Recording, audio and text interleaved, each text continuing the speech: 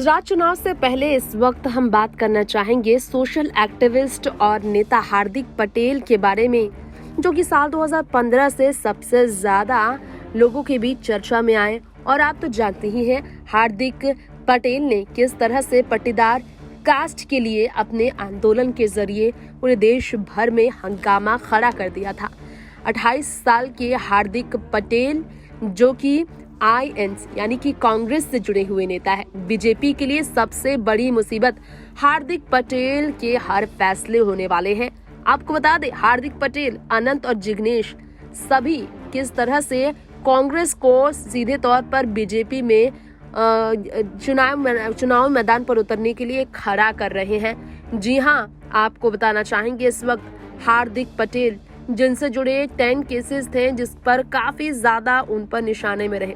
खैर, चुनाव विधानसभा जो गुजरात में होने वाला, इससे पहले हार्दिक पटेल को लेकर काफी ज्यादा हंगामा मचा कि हार्दिक पटेल जो है अपने केस को लेकर जो है सबसे ज्यादा जो मुसीबत में रहे हैं, इससे हटकर वो कांग्रेस के लिए बड़ा कुछ कर सकते हैं। खैर, चलिए आपको बता दें उनके बारे में इस वक्त क्या है खबर आई हुई। दरअसल अनंत पटेल, हार्दिक पटेल जो कि कांग्रेस का हिस्सा है, जिग्नेश मेवानी जो कि स्वतंत्र नेता है, उन्होंने पार्टी के सपोर्ट में उतरने का फैसला लिया है।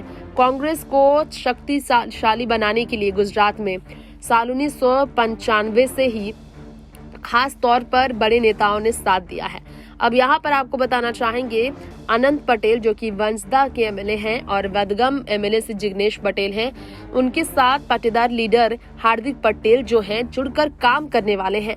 बीजेपी पर Hardik Patel master stroke play करने के लिए तैयार हैं।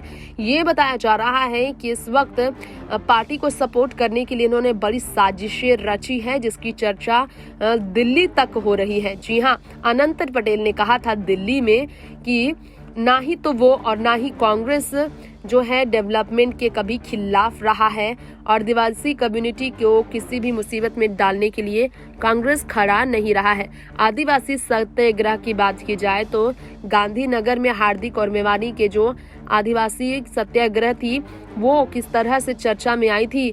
गुजरात प्रोजेक्ट की बात की जाए तो इस पर भी काफी चर्चा रही है। खैर, हार्दिक पटेल ने कहा, पहली बात तो ये है कि सरदार सरोवर डैम था वो, जहां पर कम्युनिटी को लेकर परेशानी हो रही थी।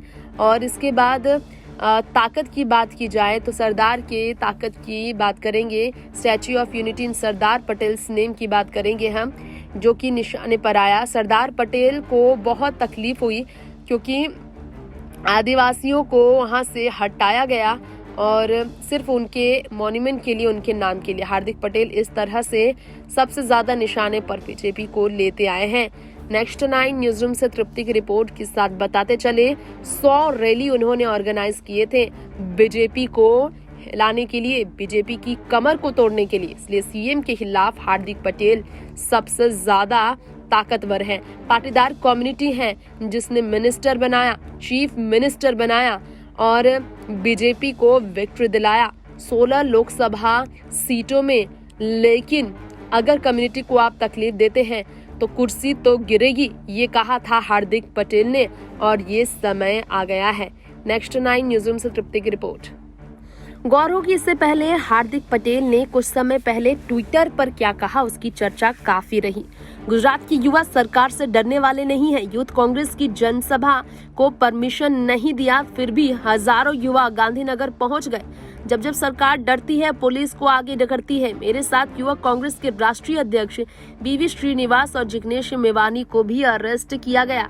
ये कहकर हार्दिक पटेल ने हंगामा तो शुरू कर दिया।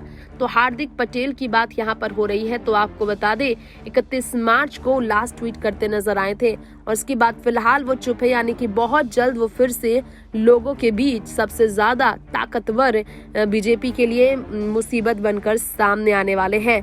नेक्स्ट 9 न्यूज रूम से तृप्ति की रिपोर्ट।